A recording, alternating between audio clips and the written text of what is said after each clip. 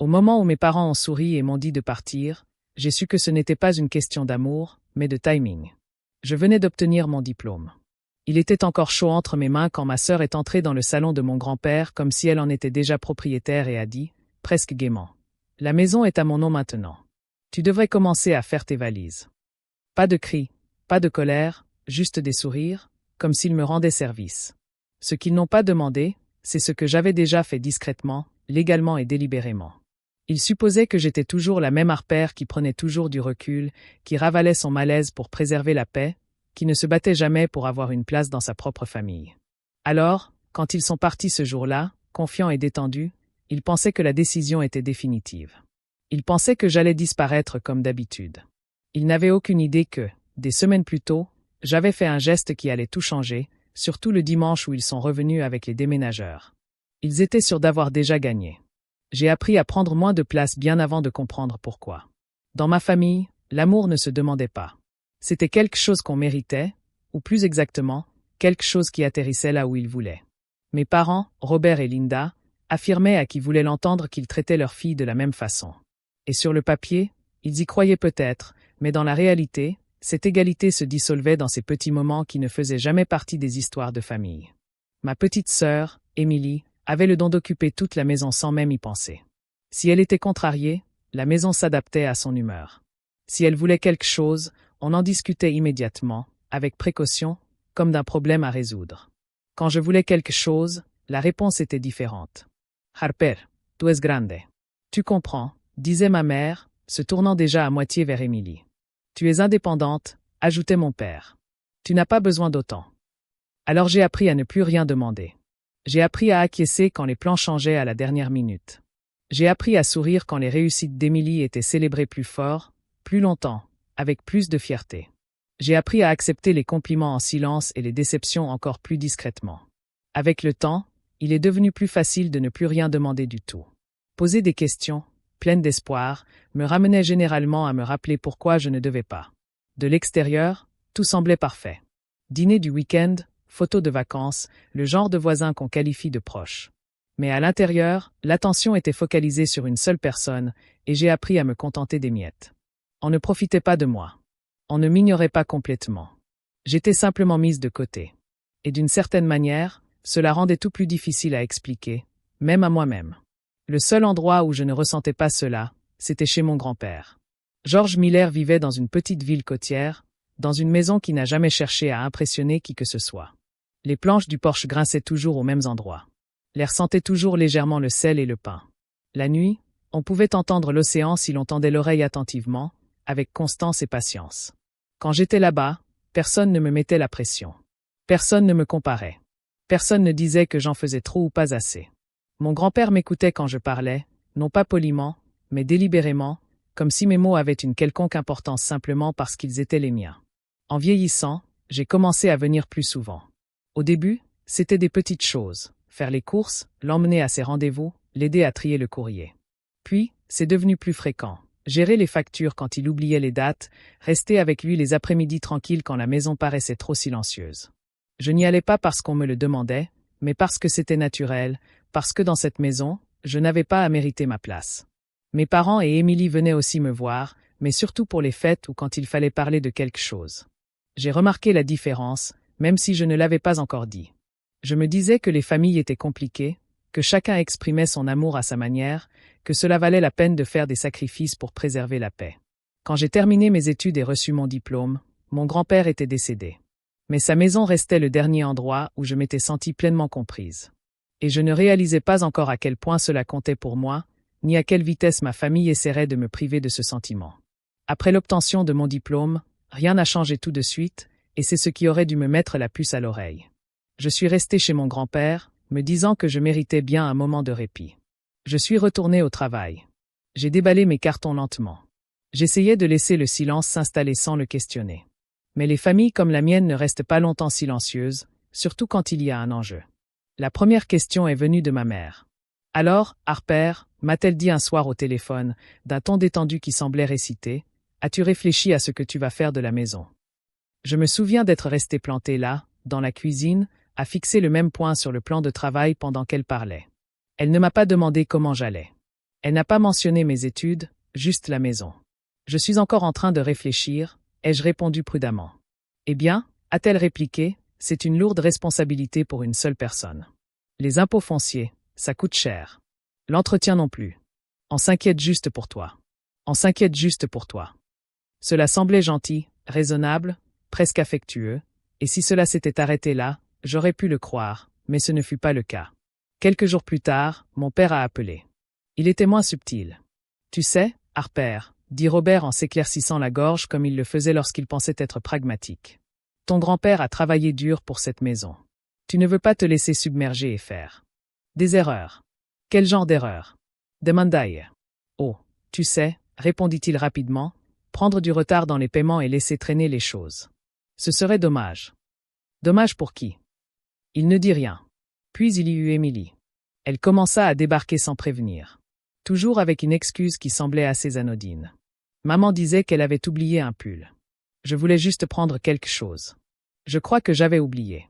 J'étais tout prêt. À chaque fois, elle traversait la maison comme si elle la connaissait par cœur. Son regard s'attardait sur le couloir. La chambre d'amis, le petit bureau où je gardais mes papiers soigneusement empilés mais non triés.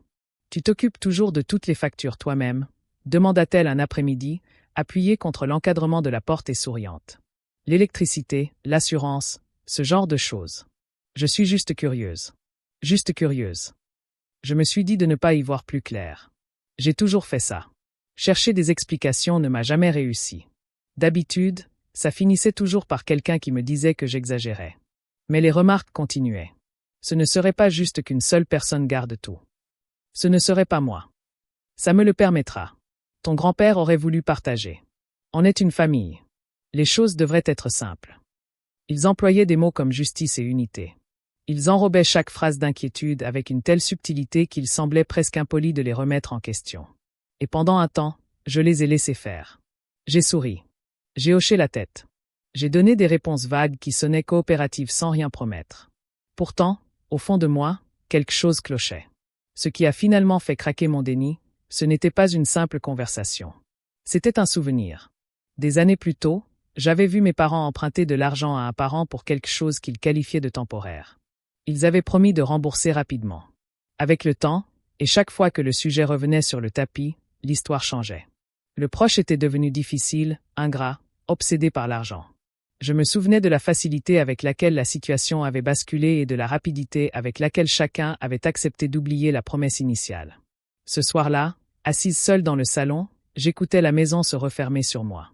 Je repassais en boucle chaque conversation récente, le moment choisi, les sourires, la façon dont l'inquiétude semblait toujours revenir à la question de la propriété. Ce n'était plus une coïncidence. C'était comme une préparation.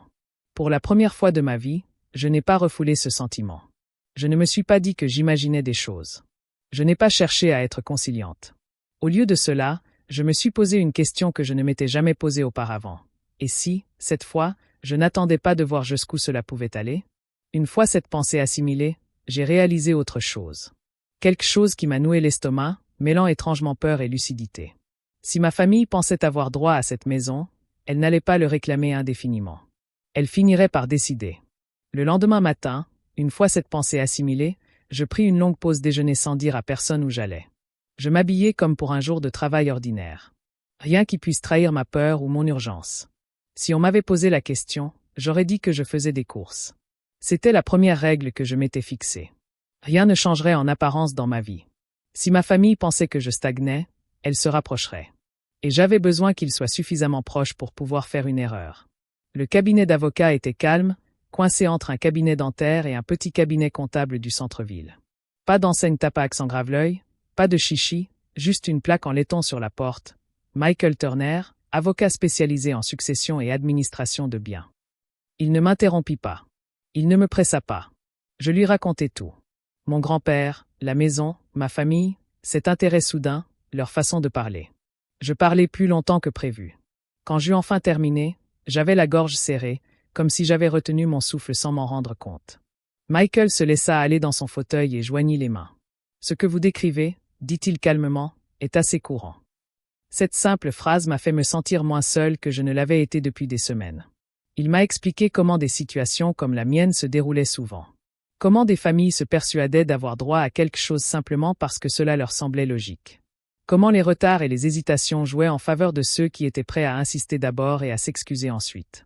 S'ils croient que la propriété leur appartient, dit-il, ils n'attendront pas indéfiniment l'autorisation. Il a passé en revue mes options, non seulement ce qui était possible, mais aussi ce qui était réaliste, ce qui pouvait être contesté, ce qui ne pouvait pas, ce qui clarifiait la situation et ce qui créait des failles. Tandis qu'il m'expliquait le principe d'une fiducie irrévocable, j'écoutais attentivement. Ce n'était pas dramatique. Cela ne s'est pas fait à la hâte. Et une fois établi, il était impossible de revenir en arrière sur un coup de tête. La maison, les comptes restants, tout ce pour quoi mon grand-père avait travaillé pouvait être mis en lieu sûr, hors de portée de toute réinterprétation ultérieure. On suppose souvent que le silence est synonyme d'incertitude, dit Michael. En réalité, c'est souvent synonyme de préparation. Je n'ai pas hésité. La paperasse elle-même avait un côté presque décevant. Pas de cris. Pas de discours sur la justice ou la trahison. Juste des signatures, des dates et des explications posées sur le sens de chaque page. J'ai posé des questions. J'ai pris des notes. J'ai tout relu 2 fois. Une fois terminé, Michael a poussé un mince dossier vers moi. Ça n'a pas l'air important, a-t-il dit. Mais ça l'est. Je suis retournée au soleil, me sentant à la fois plus légère et plus lourde. Plus légère parce que j'avais fait quelque chose. Plus lourde parce que je savais qu'il n'y avait pas de retour en arrière. Pas seulement légalement, mais aussi émotionnellement. Je n'ai rien dit à mes parents. Je n'ai pas prévenu Émilie. Je n'ai pas changé de ton quand ils appelaient. Je n'ai pas changé mes habitudes. Je répondais toujours aux messages. Souriais toujours au dîner de famille. Je jouais toujours le rôle qu'ils attendaient de moi, celui de la harpère discrète et docile qui ne causait jamais de problème. Et ils m'ont cru. En fait, leur confiance s'est accrue. Les invitations à dîner se sont multipliées. Les conversations se sont adoucies. Ma mère parlait des traditions familiales comme si elles avaient soudainement retrouvé toute leur importance. Mon père a dit combien il serait agréable que tout le monde se réunisse maintenant que les cours étaient finis. Émilie a plaisanté sur les rénovations qu'elle ferait si la maison lui appartenait un jour, en m'observant attentivement. Je ne leur ai rien donné. Ni arguments, ni assurances, ni promesas. En coulisses, j'ai commencé à tout noter, les dates, les messages, la formulation des questions. Des suppositions se glissaient insidieusement dans la conversation. Je ne les ai pas confrontées. Je n'en avais pas besoin. J'avais juste besoin d'une trace écrite si jamais ils dépassaient les bornes.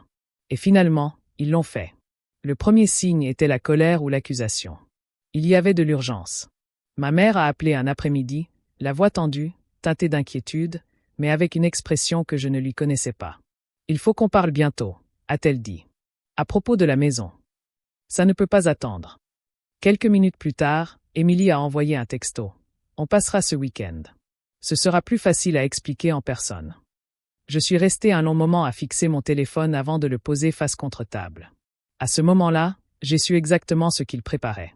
Il pensait que mon silence était signe de peur, que mon hésitation était un signe de faiblesse, que, puisque j'avais toujours reculé auparavant, je recommencerais. Ils croyaient que la décision était déjà prise, et je les ai laissés croire cela. Car lorsqu'ils sont arrivés souriants, confiants et préparés, le sort en était jeté depuis des semaines, et ils fonçaient droit dessus. Après cela, ma famille est devenue aimable. Pas chaleureuse, pas affectueuse, juste aimable de façon affectée, comme des gens qui pensaient que le plus dur était passé et qui attendaient maintenant que la coopération suive. Le changement était si subtil que si je l'avais décrit à quelqu'un d'autre, cela aurait pu passer pour un progrès. Pour moi, c'était un avertissement. Ma mère a commencé à appeler plus souvent. Non pas pour prendre de mes nouvelles. Elle n'avait jamais été douée pour ça. Mais pour se souvenir. « Tu te souviens des étés que nous passions ensemble ?» m'a-t-elle dit un soir, d'une voix plus douce que d'habitude. Nous étions une famille si unie. Unie, ai-je pensé, sous-entendant calme et docile. Mon père a suivi, faisant preuve d'un sens pratique déguisé en inquiétude. Tu as l'air fatiguée ces derniers temps, Harper. Tu te débrouilles bien toute seule? Là-bas, comme si la maison ne m'appartenait pas, comme si j'étais déjà de passage? Émilie était la plus audacieuse. Elle avait cessé de prétendre que ses visites étaient fortuites. Un après-midi, elle est passée avec un café et a déambulé dans la maison comme une invitée qui s'était suffisamment installée pour se sentir chez elle. Cette pièce ferait un excellent bureau, a-t-elle dit nonchalamment en jetant un coup d'œil à la chambre d'amis et à la véranda. Je referai la rampe, je la moderniserai. Elle observait attentivement mon visage en parlant, cherchant une quelconque résistance. Je n'en ai opposé aucune. C'est une bonne idée, ai-je répondu d'un ton léger. Le soulagement sur son visage fut immédiat et révélateur. J'ai alors compris à quel point mon silence leur servait leurs intérêts. Il le comblait de suppositions, de projets, de certitudes. Chaque réponse calme que je donnais semblait les convaincre qu'ils avaient le droit de passer à autre chose. Les invitations à dîner ont suivi, plus fréquentes, plus insistantes. « Tu devrais venir ce week-end » a dit maman. Juste nous 4. J'ai marché. J'ai écouté. J'ai souri. J'ai joué la comédie. Ils s'attendaient à ce que je sois comme ils le souhaitaient. La fille qui ne se retenait jamais. La sœur qui ne cherchait pas la compétition. Mais j'observais tout. J'observais comment les conversations revenaient toujours aux aspects pratiques. La fréquence à laquelle Émilie utilisait le mot « nous ». Comment mes parents parlaient en conclusion, et non en question. Il faut penser à l'assurance. On devrait probablement mettre à jour certains dossiers. C'est plus simple quand tout est à un seul nom. Un seul nom, pas le mien. J'ai tout noté en rentrant à la maison. Des dates, des phrases. Comment ma mère évitait de me regarder quand elle disait certaines choses. Comment le ton de mon père changeait quand je n'acquiesçais pas immédiatement. Comment Émilie souriait une seconde trop tard, comme si elle s'exerçait à avoir confiance en elle plutôt que de la ressentir. Le soir, je parcourais lentement la maison, touchant les objets familiers. La rampe que mon grand-père avait réparée lui-même. La petite fissure dans le carrelage de la cuisine dont on plaisantait toujours. Je me disais de ne pas m'attacher. Les émotions rendent les gens insouciants. Je devais prendre mes distances. La pression montait silencieusement. Il faudrait vraiment qu'on règle ça bientôt, a dit maman lors d'une autre conversation. C'est mieux pour tout le monde, a ajouté papa plus tard. Mieux pour tout le monde. Le langage de ma famille était généralement plus simple pour eux. Vendredi en fin d'après-midi, le ton changea. Ma mère appela, la voix plus dure qu'avant. Il faut qu'on parle, dit-elle à propos de la maison. Ça ne peut pas attendre. Avant que je puisse répondre, mon téléphone vibra, un SMS d'Émilie. Passe dimanche. Ce sera plus facile d'expliquer en personne. Explique, ne discute pas, ne pose pas de questions. Je ne répondis pas tout de suite. Je raccrochai et restai dans la cuisine, à écouter le léger ronronnement du réfrigérateur. Dehors, la brise marine se leva et la véranda tinta doucement. Ce son m'apaisa. À ce moment-là, il n'y avait plus aucune confusion, seulement de la clarté. Ils n'étaient pas là pour parler. Ils étaient là pour m'informer. Ils pensaient que le silence signifiait la reddition. Que mon calme signifiait l'unité. Que parce que je ne m'étais pas battu auparavant, je ne me battrais pas maintenant. Je les laissais croire cela. Samedi soir, je dormis à peine. Non pas par peur, mais parce que mon esprit était en ébullition, repassant les conversations en boucle, vérifiant les détails, s'assurant que tout était à sa place. J'ai préparé des vêtements propres. J'ai mis mon téléphone en mode silencieux. J'ai placé les documents importants à portée de main. Le dimanche matin arriva gris et calme, d'un silence presque irréel. J'ai fait du café. Je suis resté sur le perron à regarder la route qui s'étendait devant moi. Non pas pour savoir s'ils viendraient, mais pour évaluer leur sécurité. Le dimanche matin arriva sans incident. Pas d'orage, pas de coup de vent soudain, juste un ciel gris et plat qui s'étirait sur l'océan comme un souffle retenu. Je suis resté sur le perron, une tasse de café refroidissant entre les mains, à regarder la route comme on regarde quelque chose dont on sait déjà qu'il va arriver. Je n'étais pas nerveuse. Cela m'a surprise. Je me sentais sereine, comme si tout ce qui pouvait être décidé l'avait déjà été, mais pas par eux. Le crissement des pneus sur le gravier m'est parvenu avant même que je voie la voiture. Puis elle est apparue au bout de la route, familière et assurée, suivie d'un second véhicule que je ne reconnaissais pas. Un camión de déménagement. Ma prise sur la tasse s'est légèrement resserrée, plus par incrédulité que par peur. C'est dire à quel point ils en étaient sûrs. Émilie sortit la première, lunettes de soleil sur le nez, souriant comme si c'était une fête plutôt qu'une expulsion. Mes parents la suivirent de près, côte à côte comme toujours lorsqu'ils pensaient être d'accord sur une solution raisonnable.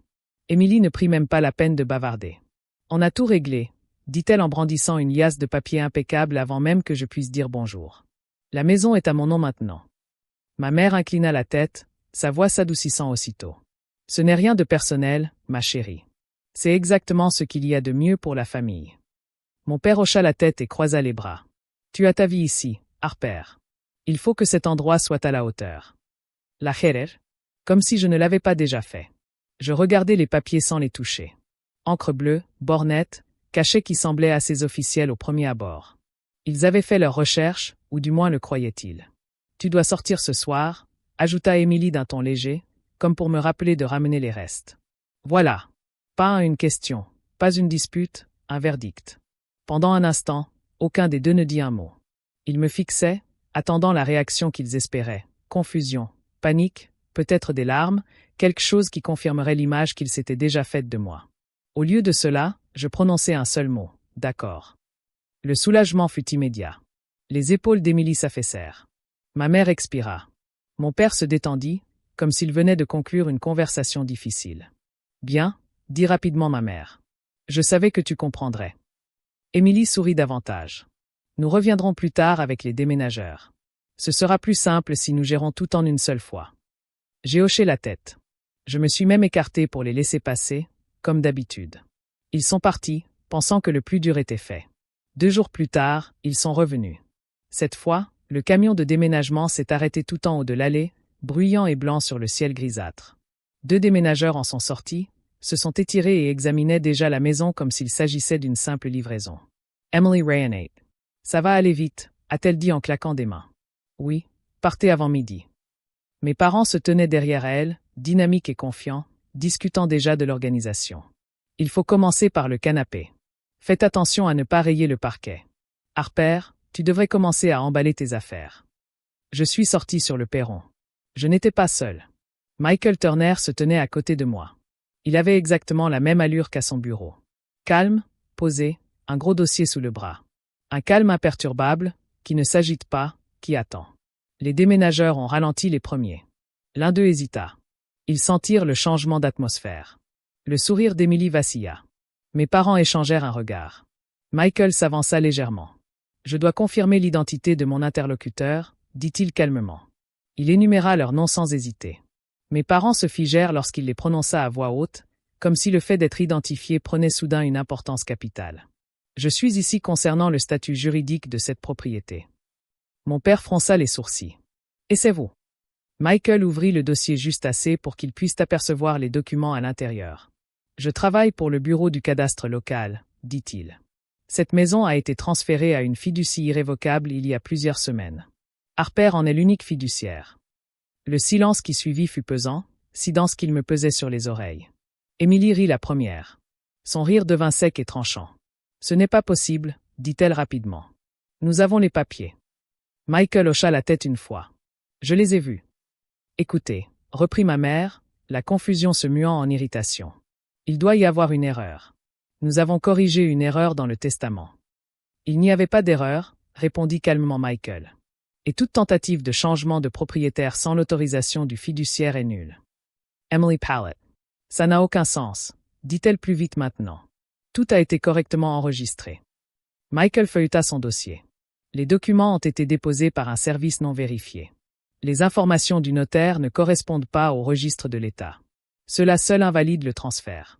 Un des déménageurs s'éclaircit la gorge. Alors, on attend ? Michael prit mon père dans ses bras. Je ne pouvais détacher mon regard de ma famille. Non, dit-il. Vous ne devriez pas continuer. Je sais. Vous nous accusez de quelque chose. Je ne fais que relater les faits, répondit Michael. Émilie se tourna alors vers moi, les yeux écarquillés et la voix tendue. C'est vous qui avez fait ça ? Je soutins son regard. Je protégeais ce qui ne vous appartenait pas. La voix de ma mère se brisa. Comment avez-vous pu nous faire ça après tout ce que nous avons fait pour vous ? Je ne haussai pas le ton. Je ne m'approchai pas. Vous êtes arrivé avec une entreprise de déménagement, dis-je doucement. Vous aviez dit que je serais absent ce soir. Vous n'avez pas demandé notre avis. Vous avez pris votre décision. Mon père ouvrit la bouche, puis la referma. La confiance qu'il affichait à son arrivée avait disparu, remplacée par une assurance fragile et incertaine. Michael lui tendit une copie de l'avis. Ce document attestait de la tentative de déménagement du jour et constituait un avertissement formel. Il précisa que toute nouvelle tentative pourrait donner lieu à des poursuites judiciaires. Les déménageurs reculaient déjà en marmonnant des excuses. L'un d'eux remonta dans le camion sans attendre d'instructions. Emily resta là, immobile. Elle resta figée. Les papiers qu'elle tenait à la main perdirent soudain tout leur sens. « Ce n'est pas fini », dit-elle d'une voix faible. J'acquiesçai d'un signe de tête. À la suite, c'est à vous de jouer. Ils n'ont pas discuté après ça. Ils n'ont ni menacé, ni supplié, ni tenté de négocier. Ils sont simplement partis. J'ai regardé leur voiture disparaître au bout de la route, le camion de déménagement juste derrière. Le gravier s'est lentement remis en place comme si de rien n'était. Michael a fermé son dossier. Ils y réfléchiront à 2 fois avant de recommencer, a-t-il dit. Je les remerciai et les regardai partir. Puis je suis resté seul sur le porche, l'océan toujours aussi agité. Rien n'avait changé dehors, mais tout en moi, si. Pour la première fois de ma vie, je ne me préparais pas à ce que ma famille pourrait me réserver. J'étais simplement à ma place. Après leur départ, la maison semblait étrangement silencieuse. Pas paisible, du moins pas tout de suite. Ce genre de silence qui s'installe après le passage d'un événement lourd qui a laissé une empreinte indélébile. Je suis resté un long moment sur le porche, à écouter le bruit du camion de déménagement qui s'éloignait, le gravier qui se remettait lentement en place. Pas de cris, pas de porte qui claque, pas de dernier mot, juste l'absence. À l'intérieur, mon téléphone a vibré une fois, puis une autre. Je ne l'ai pas regardé tout de suite. Pour la première fois, je n'avais pas envie de gérer les sentiments de quelqu'un d'autre. Ce qu'ils avaient à dire pouvait attendre. Quand j'ai enfin vérifié, il y avait des messages de mes parents. Courts measures soigneusement formules. Il faut qu'on parle. C'était inutile. Pas besoin d'impliquer des étrangers. Des étrangers. Pas la loi. Pas la vérité. Des étrangers. J'ai posé mon téléphone face contre table et j'ai parcouru la maison. Les déménageurs n'avaient rien déplacé. Chaque pièce semblait identique. Mais l'atmosphère était différente. La tension qui couvait, le sentiment que cet endroit était temporaire, précaire, s'était apaisé. Je ne m'étais pas rendu compte à quel point je m'étais ressaisi jusqu'à ce qu'il ne me reste plus rien à défendre. Plus tard dans la soirée, un autre message est arrivé. Celui d'Émilie. Tu nous as fait honte. Tu aurais pu régler ça en privé. Privé, pensais-je, signifiait céder discrètement. J'ai tapé une réponse, puis je l'ai effacée. Puis j'en ai écrit une autre, que j'ai effacée aussi. Finalement, je n'ai pas répondu du tout. Le silence, j'ai appris, n'était pas un abandon. Il y avait une limite. Le lendemain matin, Michael a appelé. Il n'a pas contesté le message, a-t-il dit. C'est généralement bon signe. Le signe de quoi? Ai-je demandé. Qu'ils comprennent leur situation, a-t-il répondu. Et qu'elle ne leur plaît pas. Quelques jours plus tard, une lettre officielle est arrivée de l'avocat de mes parents. Courte et sèche, elle retirait toutes les prétentions liées à la propriété et demandait de ne plus être contacté au sujet de la succession. Aucune excuse, aucune explication, juste un retrait. Je l'ai classé sans cérémonie. Les conséquences n'ont pas explosé comme je l'avais imaginé. Il n'y a pas eu de confrontation dramatique, pas de dispute publique, pas de tentative désespérée pour me faire obéir. Au lieu de cela, tout s'est effondré intérieurement. D'abord les appels ont cessé, puis les messages, puis l'anxiété soigneusement entretenue a complètement disparu. La rumeur s'est ensuite répandue discrètement. Une tante éloignée a pris contact avec un message maladroit, fruit d'un malentendu. Un cousin a posé des questions vagues sans vraiment rien demander. Certains des membres de ma famille sont restés silencieux, et je les ai laissés faire. Pour la première fois, je n'ai pas cherché à briser ce silence ni à le combler. Je ne me suis pas expliqué. Je n'ai pas justifié mes choix. Ceux qui voulaient connaître toute l'histoire auraient pu me poser la question bien avant de réapparaître. J'ai rompu avec la société de déménagement. Un après-midi, environ une semaine plus tard, je suis retourné seul chez mon grand-père. J'ai ouvert la porte lentement, m'attendant presque à une nouvelle surprise. Mais il n'y avait rien. Juste l'odeur familière du vieux bois et une légère senteur de lavande. Mon grand-père glissait toujours des brins de lavande dans ses tiroirs, sans jamais en parler. Je suis resté longtemps dans le salon, et quelque chose m'a surprise. Je me sentais en sécurité. Pas soulagée. Pas victorieuse. Simplement sereine. Pour la première fois de ma vie, je ne me demandais pas ce que quelqu'un d'autre déciderait pour moi.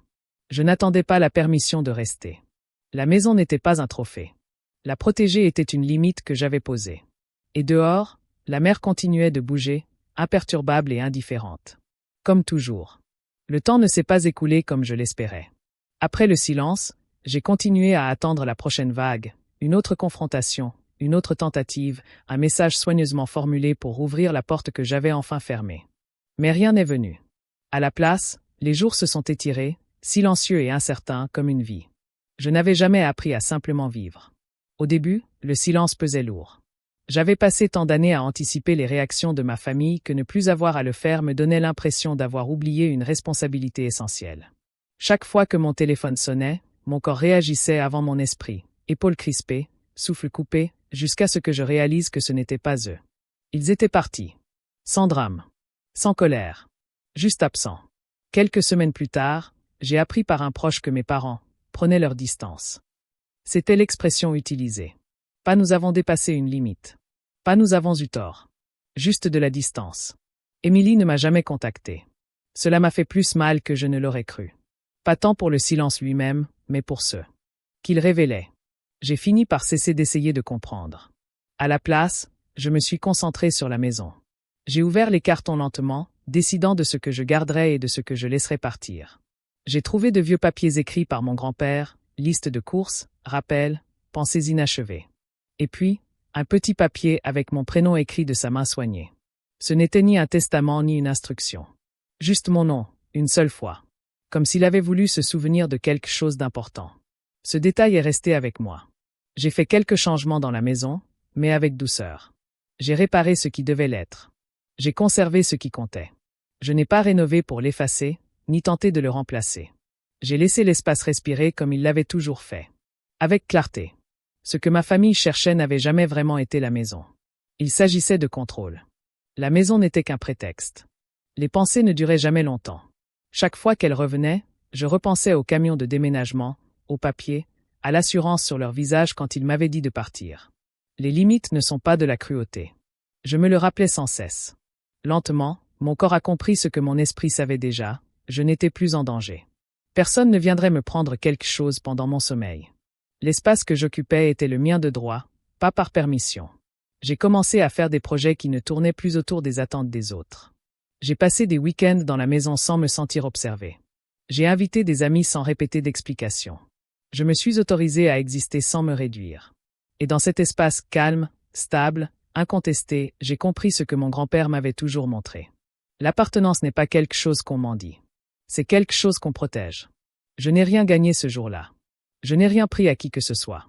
J'ai simplement refusé qu'on me prenne encore quelque chose. Si vous vous êtes déjà senti obligé de renoncer à votre espace, à votre voix ou à votre sécurité pour maintenir la paix, sachez ceci, vous n'êtes pas égoïste de vous protéger. Vous n'êtes pas dramatique de dire non. Et vous n'êtes pas seul à choisir la clarté plutôt que le confort. Parfois, l'acte le plus courageux consiste à prendre une décision silencieuse, légale, irréversible, et à la laisser parler pour vous. Si cette histoire vous a touché, partagez vos pensées ci-dessous. Et si vous souhaitez découvrir d'autres récits sur les limites, la famille et la reconstruction de soi, n'oubliez pas de vous abonner. Parce que l'appartenance n'est pas quelque chose qu'on vous donne.